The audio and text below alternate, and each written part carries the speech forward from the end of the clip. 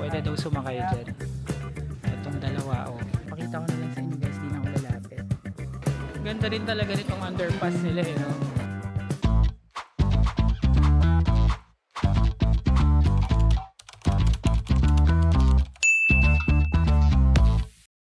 Hi amazing people and welcome back to my YouTube channel. So, nandito pa rin tayo ngayon sa Ninh Binh na tour na binook natin sa Klok. At sa part na ito guys, may pupuntahan pa yata tayong isang lugar at mag-ikot-ikot tayo dito sa Tran Ang Complex. And mag-fish feeding din tayo. Hawak ko nga yung pellets na binigay sa atin. Kasi may mga koi fishes na nandito sa pond. So, exciting pa rin ang vlog na ito guys. At maya-maya ay babalik na rin tayo sa Hanoi para naman sa not flight but bus ride natin going to Sapa. So tara, samahan nyo ako.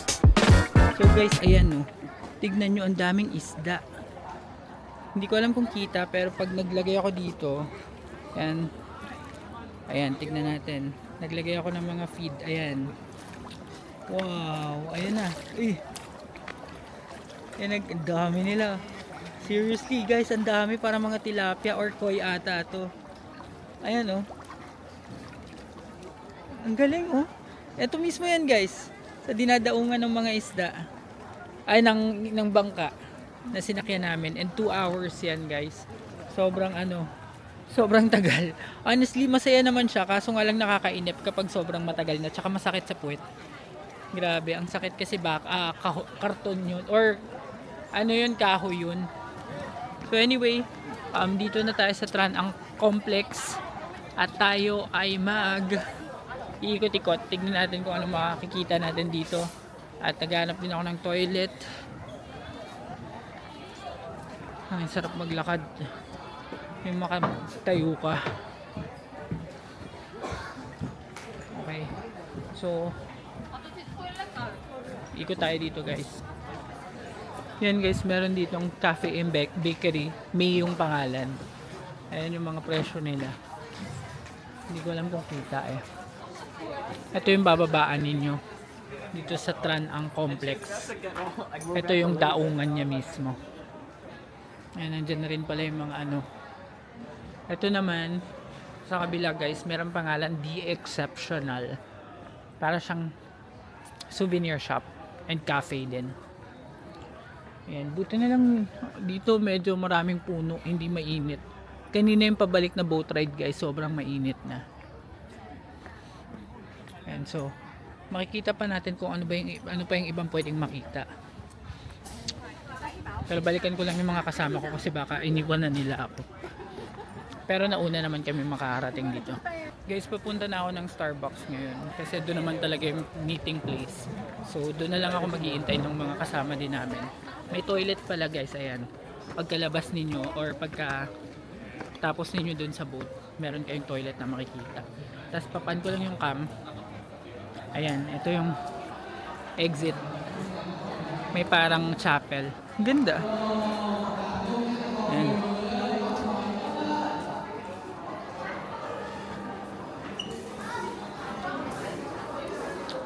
May souvenir shop din. Tapos ito maraming mga pailaw. Ang lakas makahoyan talaga niya. Okay. Tapos ito na rin yung pinasukan natin kanina. Sa kabila yung Tran Ang Complex talaga. Tapos here yung kabilang tulay. Hindi pala namin to nadaanan kanina.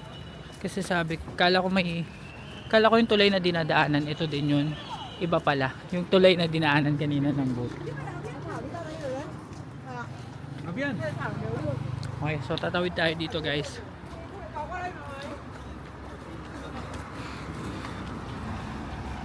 Ito yung Tran Ang Complex guys. Ayan yung kabila. Diyan nagpaparada yung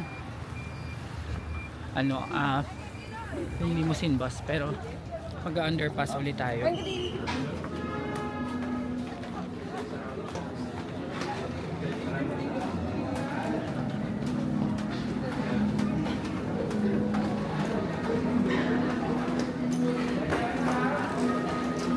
Ganda rin talaga nitong underpass nila eh, no? Yan. parking area. So sa parking area tayo. May toilet din dito.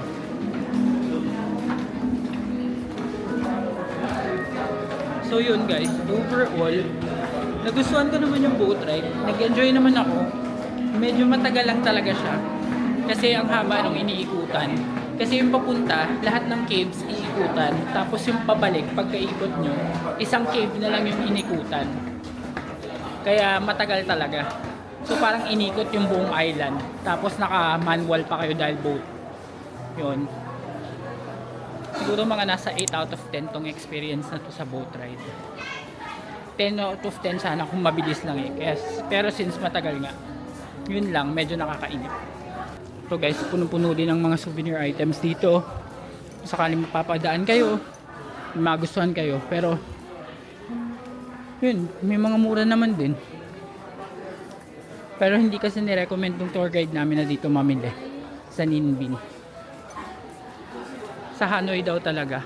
Pero ang sabi naman is sa Sapa yung pinakamura. So we'll see. Tapos dito, bago ka tuloy maka-exit, ayan. Ang daming tao dito. Yan, may Kong Cafe souvenirs. Oh.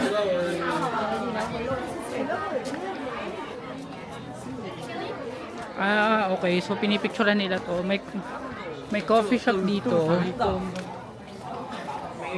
Coffee shop dito, guys. And tapos ito yung view niya. View niya yung lake. Ayan. Ayan guys, so ang dami din mga isda. Hindi ko alam kung kita dito sa video, pero may mga isda din. And kaya talagang pwede mag-fish feeding. Tapos may parang ano doon, no? May parang palas ata yan or kung ano man. Guys, ito yung SB nila. Oh, ang ganda ng mga tumbler. Ah, Brewmate yung ano nila, affiliate nilang tumbler, Brewmate. Ah, mas mahal yung price dito kaysa dun sa Starbucks sa Old Quarter. Dami kong order, oh. Eto na guys, pabalik na ata kami sa aming bus. Location and sit down over there. Okay. Go to that line. Upo daw dito. Gusto ko sana mag Starbucks kaso ang haba na naman ng pila. Tsaka medyo mahal. Eh kaya ang pinunta ko dito sa Vietnam eh murang pagkain at kape. So doon tayo sa mura. Mamaya na lang pagdating doon sa ano. So hindi ko alam guys kung meron pa tayong pupuntahang isa pang location o eto na yun. Sana meron pa para masulit naman natin.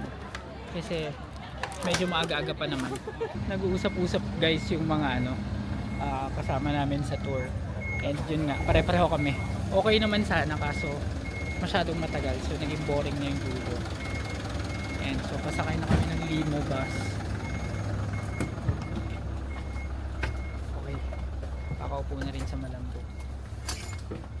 So guys, isa na lang yung pupuntahan. Yung dating ancient capital ng Vietnam. Yun, may last stop pa pala talaga. So, stay tuned.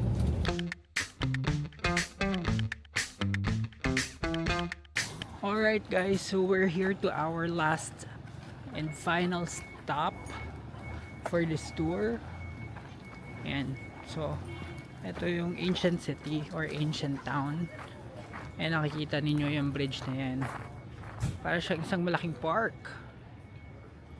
Ito yung usual na pinupuntahan guys, na unang pinupuntahan kapag may nitong tour na to. Sa mga napanood kong vlogs, ito yung usual na unang pinupuntahan, pero kami baliktad yung nangyari. Ito yung last na pinuntahan, which makes more sense kasi lalo na sa panahon, baka mas maagang magdilim yung panahon ngayon dahil nga winter season dito. Pero hindi naman ganoon kalamig guys, sakto lang yung lamig. Hindi mo kailangan mag thermal wear or anything like that ngayon. Ano lang, tamang ito lang yung long sleeve sweatshirt, ganun lang, okay na, hindi ka lalamigin. Yan, so pupunta daw tayo dito sa May Tulay, sabi ni V. Si V ay bumibili ng ticket. Ayun, dun yung bilihan ng ticket guys. part pa rin yan. Wala talaga tayong binayaran kahit ano pa ditong iba. Yun lang mga binibili nating personal nature, like yung mga coffee and drinks. Ayan. Tapos nag-warn din siya guys na marami mag-aalok ng kung ano-ano, pwedeng deadmahin kung hindi mo gusto. Same rules apply naman sa mga iba. So hindi mo gusto, just say no. Politely say no. Ayan. Ganda. So ayan guys, nag-distribute na ng ticket si V. At susundan lang natin siya. So may ticket pala dito. Kala ko free entrance to. Hindi pala siya free entrance. Ito, ang ganda din itong likod. Oh. Parang tanaw to dun sa ano, unang pinuntahan namin sa Muwa Cave. O magkakamukha na lang sila. Kasi pare-pareho. And so, check ng ticket.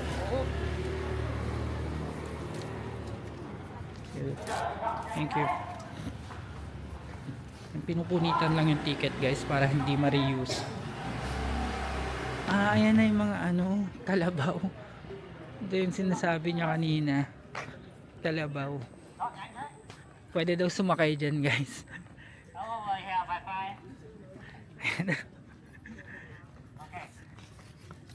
Sakay ka ng kalabaw.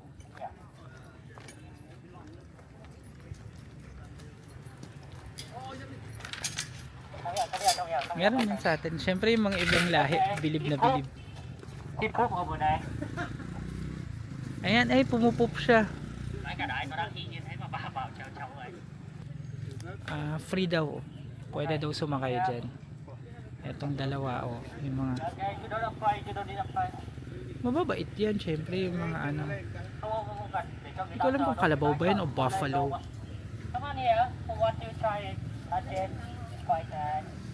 Pwede siyang ipet. Oh.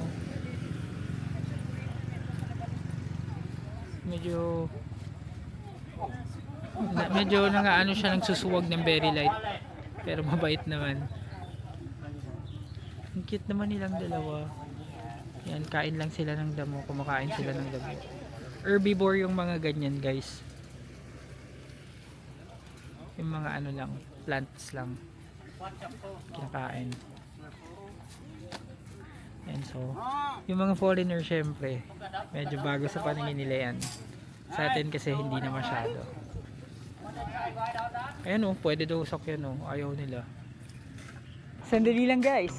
Kung hindi ka pa nakasubscribe sa channel na ito na AJTV Amazing Travels, mag-subscribe ka na dahil malaking tulong yun para sa akin na may pagpatuloy ang paggawa ng mga ganitong klaseng travel videos. And now back to the vlog. So ayan guys, ang history niya yata, some sort of history, may mural dito. And so share ko lang kasi nandun pa sila sa Buffalo. Okay, eto na sila. Starting from here. So, any one of you, can you tell me about, can you just guess how many years Vietnam was invaded by the China? Wow. Why do you know that? Just guessing? Okay, your answer is correct.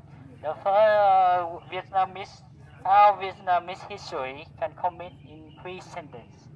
1,000 years invaded by the China, 100 years fighting with the French, and 30 years fighting with America. So the whole history in Vietnam, we are never peace. Just having a little bit time, but always fighting. So this place is located the first dynasty of Vietnam, and this place is where the history of Vietnam started. The first rising of Vietnam fighting with the China is two women. Not man, it's one woman. Women in Vietnam is very strong. Even they stay in their home. When they yell it, husband and son have to hear that. Yes. So, in the year 938, we separate from the China. It's one leader during that time But unfortunately, in the year 944, he passed away. Our country during that time, there is no emperor, no king. Until the year, so in the year 944, this leader is died. And then our country is separated, become a 12 area fighting with each other. We call it loạn 12 sứ quận, which means 12 warlord leader fight with each other every day. Vietnam, So yun guys, in-explain ni V yung history ng Vietnam, kung bakit ito yung naging ancient town or kasi daw parang feng shui area daw to, kasi napapaligiran daw ng mountains tsaka ng river, yun yung sabi. Tapos pag daw may susugod dito, pag may attack, madali daw nilang madedefend at madali nilang perceive yung attack kasi open area. So make sense nga naman. Tapos merong dalawang temple, meron isa doon, tapos meron isa dito sa kabila. So pupuntahan namin tong nandito sa kabila. Pero grabe ang laki nito. Malaki siya. Kala ko maliit lang. Tapos tong temple na to, yan, tinutuloy-tuloy niya yung kwento eh. Interesting naman mapakinggan yung story niya. Kung bakit, tsaka kung sino daw yung first emperor ng Vietnam. Sabihin niya din daw. Okay, my friend, over here. Okay. So bawal naka-short. Lady? Ayan guys walang shorts tsaka sleeveless pag pupunta dito. Pwede naman manghiram dito, soli na lang. Sleeveless tsaka shorts bawal. Ayan. Galing. Meron silang free na ano. Sa iba kasi nire-rent pa yan. Ayan.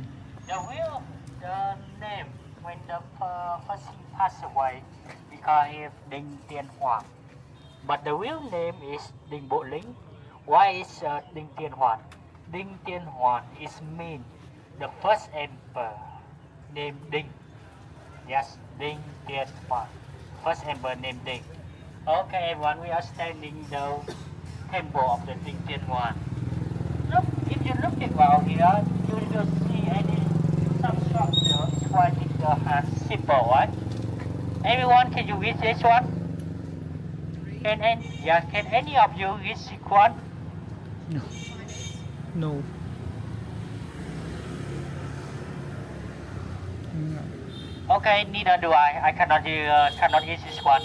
But I know the meaning of this.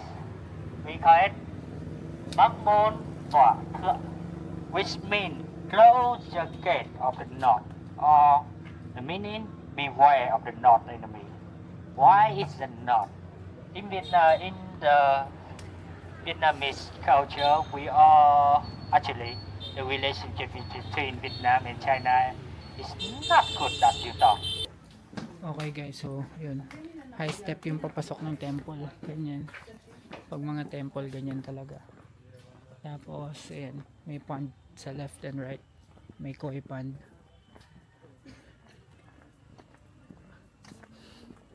Ganda, interesting yung kwento. And kaya daw pala guys, merong buffalo dun na nakaabang. Kasi buffalo daw yung first ride ng... What is this?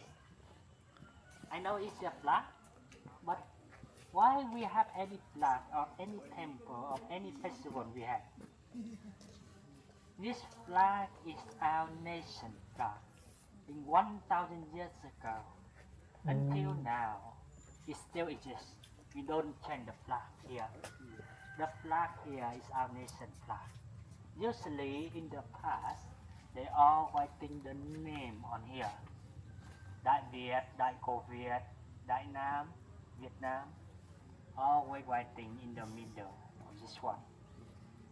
But we're not writing the alphabet right now. In past, until the 18th century, we have changed the way we write in the language. In the 18th century, thanks for the French. Their one father, he come here, they change how to write the letter in Vietnam. We're not learning Nom anymore. We're not learning Han anymore because alphabet is more easy. alphabet or what is it? Then simple. Play the history stuff over there. Okay, everyone, you have 10 minutes. You can visit over here, and while waiting here, standing here waiting for you. When we finish, we go back out there to our limousine. Come back to Hanoi. Oh, so guys, dito daw ang first temple ng Vietnam ever. Binigyan tayo ng 10 minutes to explore. Yeah. Pakita ko na lang sa inyo guys, di na ako lalapit. So, para lang may idea kayo. And, libutin natin yung likod. Whatever it is na nandun sa likod. May toilet sa likod. Ayan, so sakto guys, sa toilet tayo. Toilet break muna tayo. Pero mukhang luma talaga tong lugar guys. Yung alam mong may history talaga yung lugar. Tapos parang dito sa dulo secluded na. Ayan. Pero may toilet sa dulo nung first temple guys. Just in case na naghahanap kayo ng may ihian gaya ko. Ayan. So ito mga parang variation na yung mga ano dito, halaman. May papaya, may saging, may inyog. Very good. So CR muna ako. Diyan may toilet. So guys, nakapag CR break na ako. And FYI lang, merong bayad na 2,000 Vietnamese dong pag nag-toilet kayo dito sa first temple. Yan. So okay na tayo. Ang ganda nitong huli. Parang more on history na lang talaga siya. Hindi na siya yung sobrang mapapagod ka. So very chill na. Especially itong temple na to. And maganda rin naman spots kahit pa paano pwede ka din mag picture, diba? So yan, lumabas na ako guys. At dito sa side may souvenir shop. Ayan, mga paninda sila.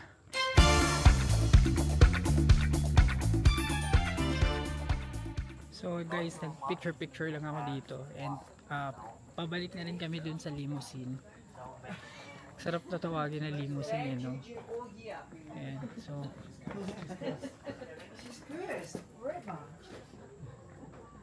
okay, so hindi na ako dumaan dito sa ano, sa gilid na lang ako dumaan. Ayan, fun, fish fun. Gusto talaga dito guys, kahit diba sa mga cafe nung nagdanang kami ni Kai, puro mga ganito din yung cafe, yung may dadaanan pang mga parang mga koi pan. So, ano na rin to, parang some sort of cool down pagdating dun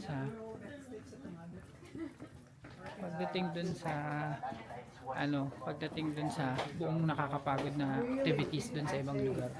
Dito hindi naman, very chill. So balik na tayo sa Limo guys, at tayo ay babalik na sa Hanoi na.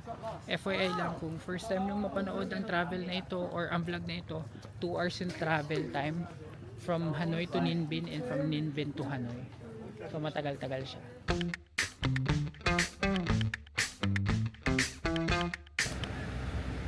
So guys, nag-quick bathroom break ngayon. Nung papunta kasi kami kanina sa Ninh Binh, wala. Ngayon meron na. CR lang talaga. So pabalik na rin ako dun sa bus. And traffic na ngayon. Sana makarating naman tayo agad. Or makarating kami agad para umabot kami sa umabot ako dun sa bus pa Sapa. So guys, finally after 2.5 hours nahatid din ako dito sa Hanoi Fantasy Hotel. Ayan, nandito na yung maleta ko. And dahil dyan guys, i-end ko na muna ang vlog na ito. Maraming salamat sa lahat ng nanood ng episode na ito ng ating Hanoi Vlogs. At kung nagustuhan ninyo ang video ito, please give me a like, comment, share, and subscribe to my channel. And do not forget to hit the notification bell para updated kayo sa aking future vlogs. Abangan ang next episode sa mga susunod na araw.